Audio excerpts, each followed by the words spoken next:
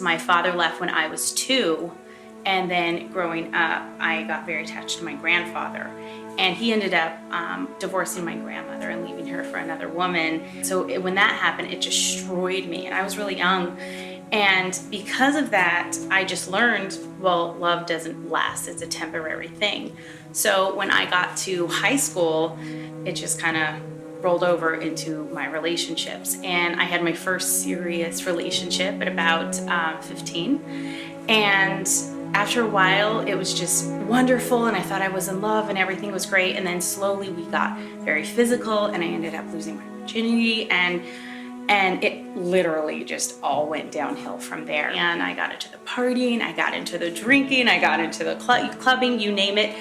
I was into it, and in the end, you're just left empty and broken and damaged from the world.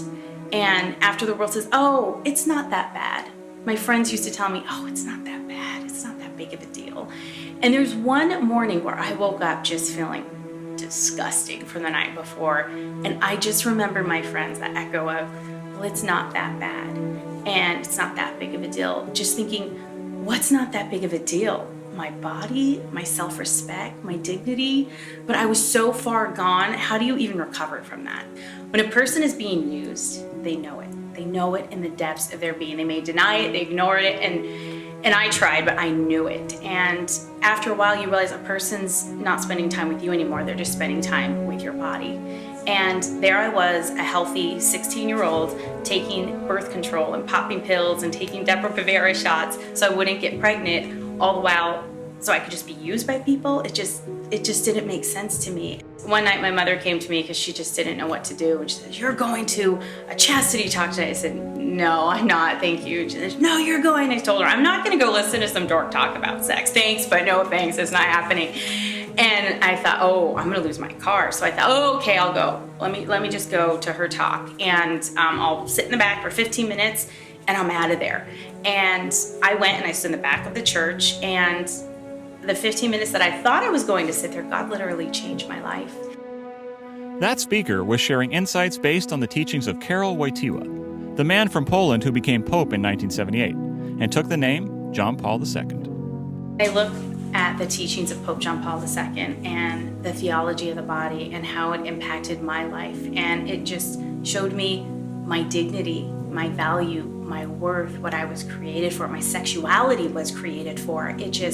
It opened up a whole new world.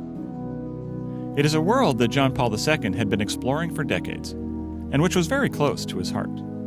For the first 5 years of his pontificate, he delivered about 130 Wednesday audiences, which have now come to known as the Theology of the Body.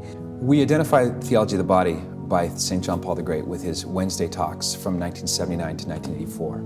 But the foundation was laid 20 years before that, in 1960, with the release of then Cardinal Wojtyła's book, Love and Responsibility, which came out providentially the same year that the first birth control pill, called Antidote, was approved by the FDA. Literally at the same time that this pornography and birth control pill were coming through, the church was looking honestly to find a way to proclaim to this culture what is good, what is true, and what is beautiful. And one particular bishop in Krakow, Poland, found his own way. In that book, Love and Responsibility, which is it's a difficult read, it's very dense, very, very rich and very deep, he was saying things that no Catholic prelate ever said. Things like the importance of husbands giving their wives orgasms. It was a rare find, whether among a clergy or a rare find even one in the Catholic world that spoke so deeply and eloquently about the meaning of love.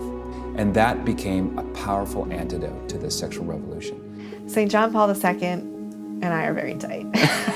I love JP2 so much. In fact, when I wrote my first sex essay for the Tampa Bay Times, I interviewed a couple, and that couple told me, you need to read Love and Responsibility, which was written by JP2 before he was Pope. And I had never heard of it, and I was like, you know what, I'll look it up. So I looked it up and I ordered it, and it came in the mail. And when I opened it, the first chapter is on the verb to use. And I read about a page and I was like, absolutely not. And I put it back on the shelf because I was like, there's no way I'm going to get through this. It took me 3 years to read that book and comprehend it. I would pick it up every now and then, give it another try. It was just too heavy, too philosophical. My brain wasn't ready for it, so I put it back. But that third year that I had that book, I picked it up, and I must have read it in about a month. I finished it on the 4th of July. I will never forget. And that's when I had this whole new depth, this whole new understanding of the depth of chastity, this whole new understanding of what love really is.